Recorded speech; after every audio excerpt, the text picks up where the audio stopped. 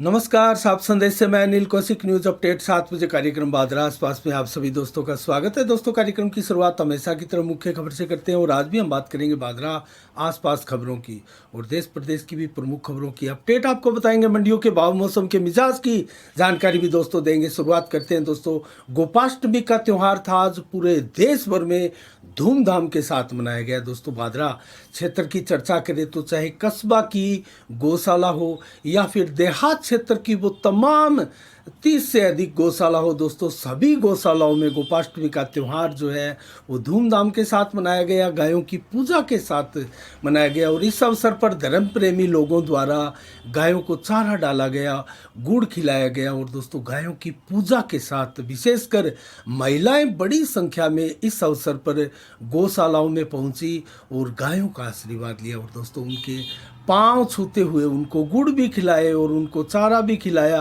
और विधिवत पूजा अर्चना भी की। दोस्तों, इस अवसर पर अनेकों गौशालाओं में कई कार्यक्रम आयोजित किए गए, बड़े स्तर पर भी वो कार्यक्रम थे।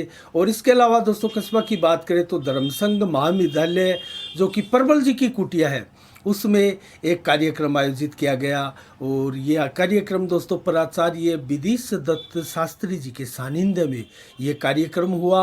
और साथ में अवसर था दोस्तों 1 नवंबर का आज का दिन और जो श्रीमद् भागवत कथा का वाचन जो किया जा रहा था उसका आज समापन विधिवत रूप से हुआ। तो महिपालों की बड़ी संख्या में दोस्तों पारिवारिक सदस्यों की यहाँ भीड़ भी देखी गई और इस अवसर पर कस्बा के अनेकों गणमान्य धर्म प्रेमी जनों की भीड़ कुटिया परिसर में लगी और विधिवत रूप से वैदिक मंत्रोच्चारण के साथ गोपाष्टमी का त्यौहार धूमधाम से मनाया गया। और इस अवसर पर दोस्तों जो कथावाचक कर रहे थे पिछले कई दिनों से, जो मंदिर परिसर है, जो कुलदे दादी मंदिर है महिपाल समाज का, ये प्राचीनतम मंदिर है दोस्तों। इस मंदिर परिसर की जो सत्संग भवन है उस भवन में इस कथा का आयोजन किया जा रहा था जिसका विधिवत आज समापन भी हुआ। और इसके कथावाचक श्री मारुति नंदन शास्त्री के अलावा दोस्तों अनेकों गणमान्य जन भी थे। मांगीलाल जी महिपाल हो या देवेंद्र महिपाल हो, सुरेश महिपाल हो, और इसके अलावा चाहे वो सिद्धेश्वर सेवा समिति के अध्यक्ष शिव शंकर गोल्याणो, जिन्होंने दोस्तों 1.25 मणि का भोग लगाकर यहाँ विधिवत रूप से पूजा अर्चना की। और कार्तिक मास की शुक्ल पक्ष की आज दुर्गाष्टमी भी आज के दिन दोस्तों आती है और दुर्गाष्टमी के साथ गोपाष्टमी का पर्व भी आज ही मनाया जाता है। और ये कार्तिक मास के शुक्ल पक्ष की अष्टमी तिथि को ये त्यौहार आता है। और इसके अलावा दोस्तों अन्य खबरों की ओर बात करें तो दोस्तों पड़ोसी राज्य हरियाणा के नज़दीकी बादरा के नज़दीकी आदमपुर विधानसभा के चुनाव जो कि उपचुनाव है दोस्तों, उस चुनाव की धूम लगातार जारी है। दोस्तों, बादरा कस्बे को भी कहीं ना कहीं प्रभावित करते हैं आदमपुर के और पड़ोसी इन विधानसभा क्षेत्रों के चुनाव। बेशक हरियाणा में ये चुनाव है, हरियाणा का ये हलका है, लेकिन आदमपुर में 3 नवंबर को वोटिंग होने जा रही है और चुनाव प्रचार चरम पर चल रहा है। आज 1 नवंबर को धूमधाम से दोस्तों सभी पक्ष तिकोनी टक्कर यहाँ देखी जा रही है। दोस्तों, यहाँ कुलदीप बिश्नोई के पुत्र भव्य बिश्नोई जहाँ भारतीय जनता पार्टी की टिकट से यहाँ प्रमुख कैंडिडेट के रूप में चुनाव लड़ रहे हैं, वहीं भजनलाल परिवार के दोस्तों जो कांग्रेस की टिकट से चुनाव लड़ रहे हैं, जयप्रकाश उर्फ जेपी के नाम से मशहूर है। और दोस्तों इन लोग की टिकट से कुर्डाराम नंबरदार भी अपनी किस्मत आजमा रहे हैं और तीनों में एक कांटे का मुकाबला देखा जा रहा है दोस्तों।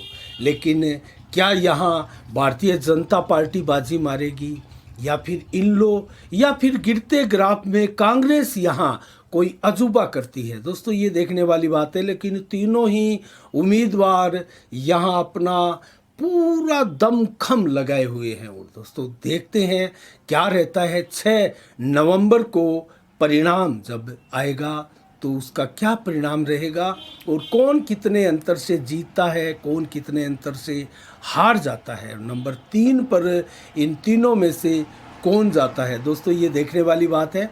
और इसके अलावा अन्य खबरों की ओर आज रुख करें तो दोस्तों मैं आपको बताऊं तो ग्राम लाखनवास में, बादरा तहसील के लाखनवास गांव में आज शहीद सुरेश कुमार जाट जो कि बीएसएफ के जवान थे और उनका प्रथम शहीदी दिवस आज धूमधाम से मनाया गया। उनको श्रद्धांजलि देने वालों का तांता यहाँ लगा और प्रथम शहीद दिवस पर श्रद्धांजलि देने वालों में अनेक सैनिक परिवार के लोग भी दोस्तों इसमें शामिल हुए। और इसके अलावा मैं कुछ नाम आपको बताऊं तो रामस्वरूप देवना सागड़ा के दलीप सिंह खिज्जड़ सैनिक है और इसके अलावा अमर सिंह महन भी सैनिक है और राम प्रसाद धारीवाल प्रियंका स्वामी जो कि प्रधानाध्यापिका है और वीरांगना सुनीता के अलावा सागड़ा से शहीद कृष्ण काली रावणा और शहीद सत्यवान नेहरा और शहीद विकास वर्मा के परिजन भी इस कार्यक्रम में दोस्तों शामिल हुए। और अमर शहीद संगठन जो सरसा का है दोस्तों, उनकी तरफ से शहीद परिवारों को समृति चिन्ह भेंट करके उनका सम्मान किया गया। और इसके अलावा दोस्तों कल आपने देखा होगा बादरा में एक धरना प्रशासन के साथ वार्ता के साथ डुंगराना से उठा था। दूसरा धरना उपखंड कार्यालय के आगे भारतीय जनता पार्टी की तरफ से लगाया गया था। विषय था फसल बीमा क्लेम को लेकर। तो फसल बीमा क्लेम को लेकर प्रशासन ने आश्वासन दिया। बजरंग सहारण के नेतृत्व में जो प्रतिनिधि मंडल के साथ डुंगराना के बस स्टैंड पर जो एक दुकान के अंदर जो वार्ता हुई वो सफल वार्ता हुई और लिखित में आश्वासन दिया गया। और उसके बाद में ये धरना प्रदर्शन जो 42 दिनों से लगातार किसानों का चल रहा था और 10-11 दिनों से भूख हड़ताल पर भी बैठे थे किसान। और इस दौरान 3 बुजुर्ग किसानों की तबीयत भी बिगड़ गई थी दोस्तों। और उसके बाद में जब ये धरना प्रदर्शन समाप्ति की घोषणा हुई, शांत वार्ता जो है सफल हुई, डुंगराना में जैसे दीपावली जैसा माहौल हो गया। और दोस्तों किसानों ने जमकर इसकी खुशियां मनाई। इस धरना प्रदर्शन के मायने आखिर दोस्तों क्या है? इससे बेशक बजरंग सहारण का राजनीति में कद बढ़ा है दोस्तों। और जो स्वागत समारोह 2 दिन पहले मलसीसर गांव में विधायक बलवान पूनिया का था, इसी विषय को लेकर दोस्तों जो हनुमानगढ़ में कलेक्टर महोदय के साथ वार्ता हुई थी, उसके बाद में दोस्तों उसमें कहीं ना कहीं ये राजनीतिक स्टंट भी इसको हम मान सकते हैं। चाहे राजनीतिक स्टंट आप इनको भी मान लीजिए, क्योंकि किसान अपनी आवाज़ जो है वो खुद कैसे बुलंद करेगा दोस्तों। इसके लिए कोई ना कोई किसान नेता या कोई नेता या कोई जनप्रतिनिधि आगे आएगा, उनकी मांगे एक मंच के माध्यम से बुलंद करेगा और दोस्तों सरकार तक, प्रशासन तक वो मांगे पहुंचाएगा। तब जाकर ये एक स्वस्थ लोकतंत्र का सिस्टम भी है दोस्तों।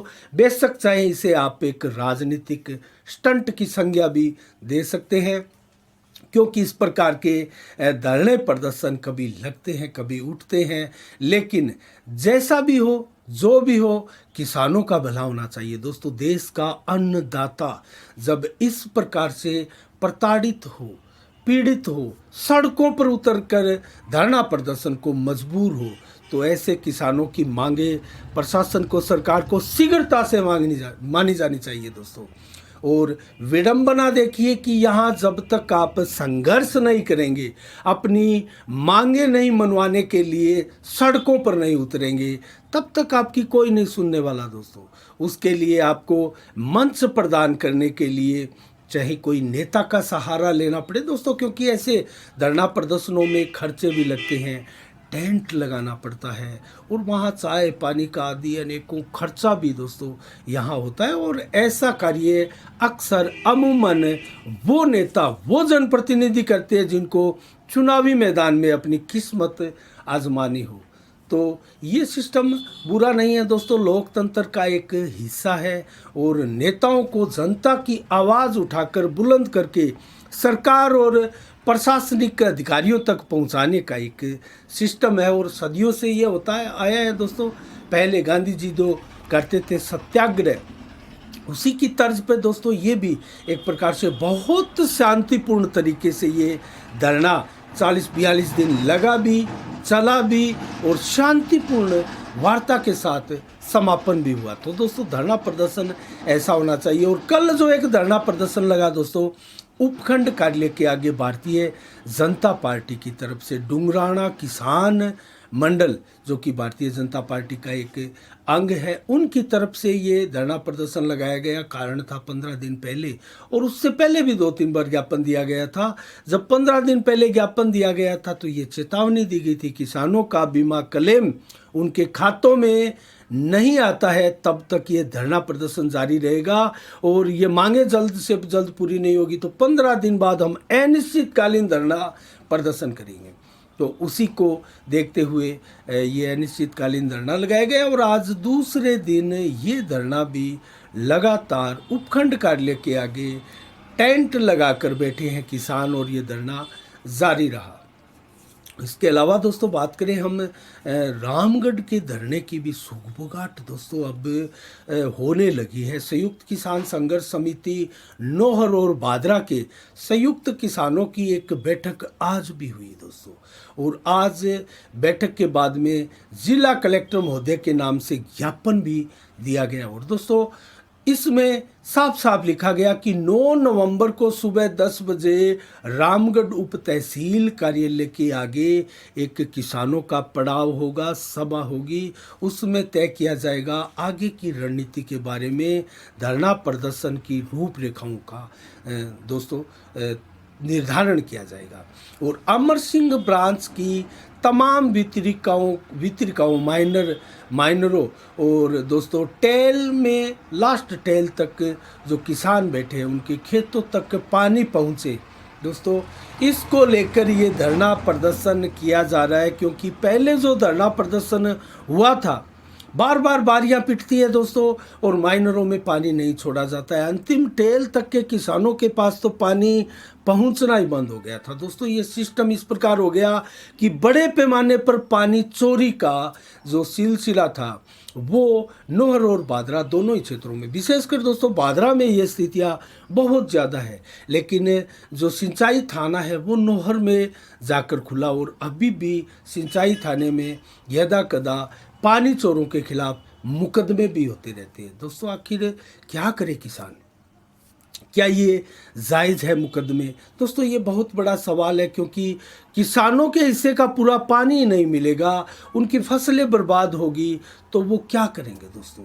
कहीं ना कहीं पानी चोरी के लिए प्रेरित होंगे, मजबूर होंगे, और मजबूरी बस अपनी फसलों को जलता, नष्ट होता, बर्बाद होता नहीं देख पाएंगे, और पानी चोरी करने पर मजबूर होंगे, और उसके बाद में उन पर मुकदमे लगेंगे और वो फिर जेल भी जाएंगे। तो दोस्तों किसानों का एक प्रकार से ये एक जीवन सा बन चुका है, संघर्ष, सड़कों पर आकर धरने प्रदर्शन करना, नारे लगाना, सरकारों के विरुद्ध दोस्तों नारे लगाते हुए उनको वादे याद दिलाने के लिए प्रदर्शन करना, ये एक प्रकार से नियति बन चुकी है किसानों की।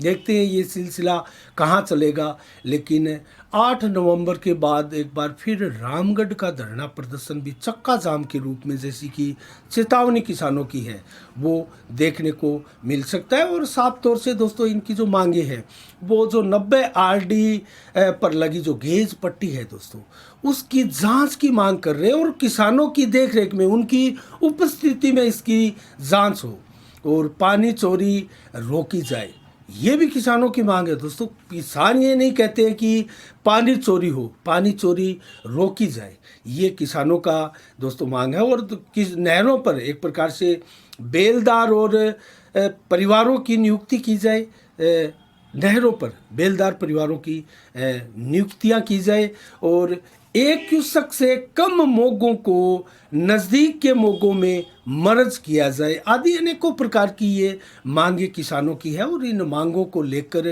किसान अब आंदोलनरत होने को मजबूर हो रहा है। इसके अलावा दोस्तों हम बात करें एक बलवान पूनिया की एक पोस्ट का जिक्र करें, तो आज उन्होंने एक फेसबुक वाल से पोस्ट डाली है जिसमें 6 सड़कों की मरम्मत के कार्य का बखान किया है, उनका जिक्र किया है। बिरानी से छानीबड़ी सड़क निर्माण का जिक्र किया, अलाइला से शोरा टाडा की सड़क निर्माण का जिक्र किया, झिलोदा से रामसरा की सड़क का निर्माण का जिक्र किया, और दोस्तों राजगढ़ रोड से जो पचार वाली गांव तक जो सड़क जाती है उस सड़क का जिक्र किया। डुंगराना से गुंजासरी गांव की तरफ जाने वाली सड़क का जिक्र किया। और मिटिल्ली हेड से बीड़ बादरा तक जो नहर के किनारे किनारे रोड है उसका जिक्र किया। इनका जीर्णोद्धार, नवनिर्माण आदि होगा। इसको लेकर बलवान पूनिया ने एक पोस्ट डाली है। और दोस्तों इसकी हम चर्चा करें, बात करें तो अभी भी बलवान पूनिया के कार्यकाल में 4 वर्ष लगभग पूरे हो चुके हैं। दोस्तों सड़कों की कंडीशन देखी जाए तो सबसे हल्का कार्य, सबसे वीकनेस, कमजोरी बलवान पूनिया की इन्हीं सड़कों के कार्य में दिखती है। दोस्तों अभी भी बलवान पूनिया जो शहर को गांव से जोड़ती सड़कें हैं, जो मुख्य सड़कों से जो उप सड़कें हैं, गांव की तरफ जाने वाली सड़कें हैं, दोस्तों उन सड़कों की हालात जर्जर अवस्था में है और उन सड़कों को नहीं बनवा पा रहे हैं। और दोस्तों जो डुंगराना की जो सड़क बन रही है सावा से, दोस्तों वो केंद्र के अधीन है। विधायक कोटे से सड़कों का काम बलवान पूनिया की तरफ से बेहद कम किया गया है और अनेकों क्षेत्र में अच्छे कार्य किए गए हैं। शिक्षा का क्षेत्र हो, पानी का क्षेत्र हो, लेकिन पानी के क्षेत्र की बात करें तो जो 14 सिंचाई से वंचित गांव के लोग हैं उनकी आशा और उम्मीद दोस्तों बलवान पूनिया से बहुत ज़्यादा उस समय बढ़ गई थी जब बजट में 100 करोड़ का प्रावधान किया गया और खाला नाला और इस निर्माण के तहत इन 14 गांवों को सिंचाई से जोड़ने की जो कवायद चली और जो सब्ज बाग दिखाए गए और जो लोगों को दोस्तों बार बार भाषणों से बताया गया, कहा गया और उनकी वाहवाही लूटी गई और उनके बीच में जाकर स्वागत समारोह आयोजित किए गए। दोस्तों इनसे लोगों की उम्मीदें बढ़ी है, लेकिन क्या ये शेष बचे हुए इस एक साल में, क्योंकि एक साल हम मानकर नहीं चल सकते, जब अधिसूचना जारी होगी तो उसके बाद में दोस्तों आप किसी प्रकार का ये कार्य नहीं कर सकते। तो 6-7 महीने का आप समय मान सकते हैं। क्या 6-7 महीने में ये कार्य संपन्न होगा या शुरू भी होगा? दोस्तों शुरू भी अगर हो जाएगा तो संपन्न नहीं होगा और संपन्न नहीं होगा तो आने वाले समय में उसके लिए नई सरकारें क्या बजट देगी, उसको दोबारा सर्वे नहीं होगा, दोबारा उसका सिस्टम नहीं बनेगा, क्योंकि किस आधार पर ये बजट छोड़ा गया है, क्या इसका सर्वे पूरा हो गया? और वो सर्वे दोस्तों एकदम सही है, क्योंकि अगर डॉक्टर सुरेश चौधरी की माने 2003 में विधायक बने थे वो, तो इन गांवों में टेक्निकली अड़चन है बताई जा रही है। दोस्तों ये शेष क्षेत्र से ऊंचाई पर है। दोस्तों यहाँ ऊंचाई पर नहरों के खाले नाले ले जाना दोस्तों एक बहुत बड़ी चुनौती का कार्य है और इस चुनौती के कार्य का सर्वे किस प्रकार से हुआ है, क्या इन गांवों में सिंचाई से पानी लगना संभव है, दोस्तों इसके ऊपर बहुत सी धुंध लगी हुई है और इसके ऊपर तस्वीर क्लियर नहीं है और ये धुंधली तस्वीर क्षेत्र के लोगों को भ्रम जाल में फंसा रही है। और अगर ऐसा हुआ और ये कार्य शुरू ही नहीं हुआ या हुआ नहीं तो दोस्तों इन क्षेत्र के लोगों का दिल टूट जाएगा और इन क्षेत्र के 14 सिंचाई से वंचित गांव के लोगों को सबसे भारी पीड़ा होगी। आने वाले चुनाव में जब कोई नेता इस प्रकार का कोई भाषण देगा या प्रलोभन देना चाहेगा तो दोस्तों ऐसे में इन ग्रामीणों की आत्माओं से उन नेताओं के प्रति कोई दोस्तों सिंपैथी की लहर आपको निकलती हुई दिखाई इन गांवों से तो नहीं होगी और ये विश्वास नहीं कर पाएंगे किसी भी नेता पर, चाहे वो अब विपक्ष का नेता हो या अब सत्ता पक्ष का नेता हो या फिर कोई निर्दलीय की तैयारी करता हुआ या वो किसी टिकट की बाट जोता हुआ नेता हो। दोस्तों तो नेताओं की हालात आपसे छिपी हुई नहीं है। हमारी नज़रें लगातार क्षेत्र के राजनीतिक समीकरण पर, परिदृश्य पर, नेताओं पर और उनके आने वाले और उठाने वाले कदमों पर टिकी रहेगी। देखते हैं किस प्रकार के डिसीजन आगे नेता लेते हैं और कहते हैं एक डिसीजन दोस्तों पूरा का पूरा नेता का राजनीतिक करियर चौपट कर देता है। तो क्या ये नेता संभल कर डिसीजन लेंगे और क्या अब तक जो डिसीजन नेताओं ने, बादरा क्षेत्र के नेताओं ने लिया है, क्या वो डिसीजन उनके स्टिक है? उनके दूरगामी सार्थक परिणाम इनके फेवर में, इनके पक्ष में आने वाले हैं। दोस्तों, इन बातों के ऊपर बहुत से सवाल आपके दिमाग में, जहन में भी उभर रहे होंगे। इन सारे सवालों के जवाब आने वाले समय में धीरे धीरे एक एक करके इसी प्रकार समीक्षा और विश्लेषण के द्वारा हम आपको देते रहेंगे। दोस्तों, हमारी नज़रें लगातार पूरे विधानसभा क्षेत्र की प्रत्येक समस्याओं पर, प्रत्येक घटनाओं पर टिकी हुई है, लगी हुई है। सभी नेताओं की हम बारीकी से दोस्तों वाचिंग कर रहे हैं, रीडिंग कर रहे हैं। इनका क्या पैमाना रहेगा, हमारी नज़रें बनी रहेगी, आपको समय समय पर बताते रहेंगे। मीनू बेनीवाल ने लुदेसर गांव की बेटी, जो कि चोपटा के अधीन आता है दोस्तों, बेटी पूनम को सम्मानित किया। वो इसलिए किया क्योंकि पूनम ITI इलाहाबाद में इस क्षेत्र की प्रथम दोस्तों लेडी है जिन्होंने इसमें एंट्री की है, इसकी छात्रा बनी है। दोस्तों,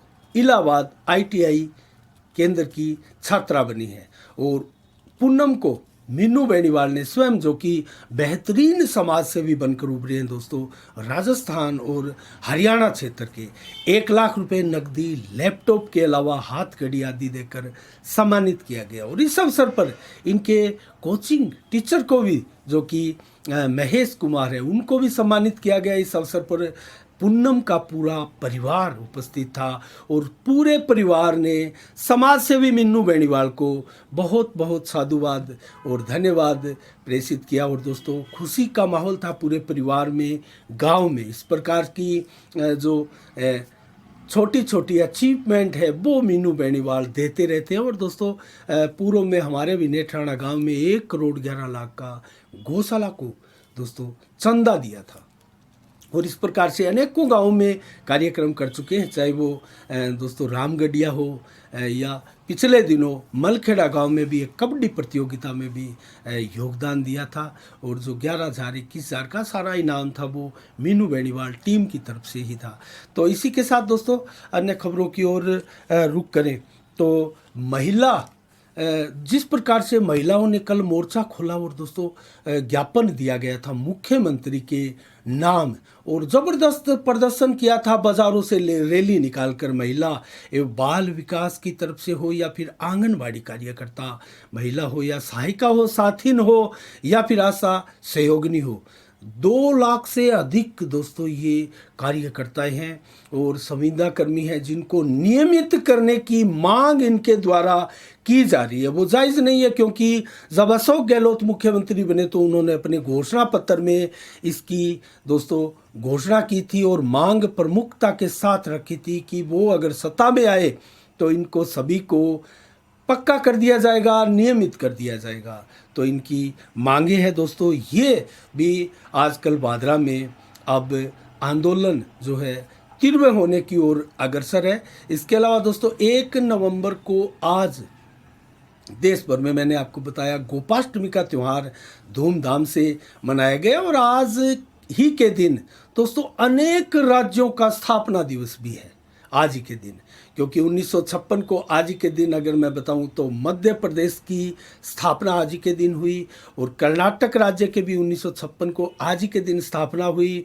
और इसके अलावा केरल, आंध्र प्रदेश हो या फिर तमिलनाडु हो, इसके अलावा दोस्तों हरियाणा 1966 में आज ही के दिन हरियाणा की भी स्थापना हुई, पंजाब की भी 1966 में आज ही के दिन हुई स्थापना, और छत्तीसगढ़ की अगर कहें तो 2000 में आज ही के दिन छत्तीसगढ़ की भी स्थापना हुई। इसके अलावा दोस्तों 8 राज्यों की स्थापना हुई, और वहीं केंद्र शासित प्रदेश, चाहे वो दिल्ली हो, चंडीगढ़ हो, पांडुचेरी हो, लक्षद्वीप हो, अंडमान निकोबार हो, इन सभी की भी स्थापना और ये केंद्र शासित प्रदेश का दर्जा इनको आज ही के दिन मिला था। इसके अलावा दोस्तों फिल्मी अभिनेत्री ऐश्वर्या राय, जो कि मिस वर्ल्ड भी चुनी गई थी 1994 में, उनका आज ही के दिन 1973 को जन्म हुआ था। उनका जन्मदिवस फिल्मी दुनिया में उनके चहेते, उनके प्रशंसक मना रहे। उनका बेंगलोर में जन्म हुआ था। और इसके अलावा दोस्तों मंडियों के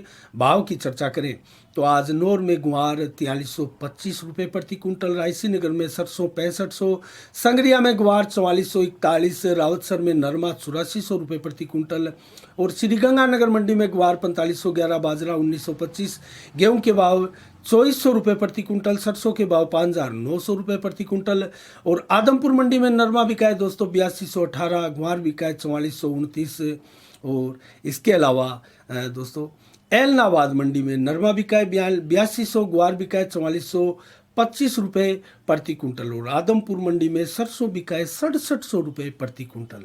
तो मौसम का मिजाज देखें तो 1 नवंबर को आज 32 से 34 डिग्री टेम्परेचर रहा, 34 से कहीं ज़्यादा आज टेम्परेचर रहा और 11 से 18 किलोमीटर की रफ्तार से हवाएं भी चली और 10, 11, 12% बादल आसमान में छाए रहे। इसी प्रकार से रात्रि को भी लगभग 15 से 20% ही बादल छाए रहेंगे और 27 से 32 डिग्री टेम्परेचर देर शाम को टेम्परेचर रहेगा। और 11 नवंबर कल दोस्तों 2 नवंबर को क्या रहने वाला है मौसम का मिजाज, तो कल 2 नवंबर को 21 से 28 डिग्री टेम्परेचर दिन में, 30 से 33 डिग्री टेम्परेचर देर शाम को दोपहर तक और रात्रि को भी दोस्तों 22 से लगभग 25 डिग्री टेम्परेचर रहेगा और 4 से 18 किलोमीटर की रफ्तार से हवाएं सुबह देर रात्रि को चलती रहेगी और बादल मात्र 10% के करीब ही छाए रहेंगे, अर्थात आसमान बिल्कुल साफ रहेगा। तो आज के समाचारों में इतना ही। कल ठीक शाम 7 बजे फिर आपसे रूबरू होंगे नई खबरों के साथ, नई समीक्षा के साथ। तब तक के लिए आप अपना बहुत बहुत ख्याल रखिएगा। मुझे दीजिएगा इजाज़त। साफ संदेश से मैं अनिल कौशिक। नमस्कार। जय भारत, जय जय राजस्थान।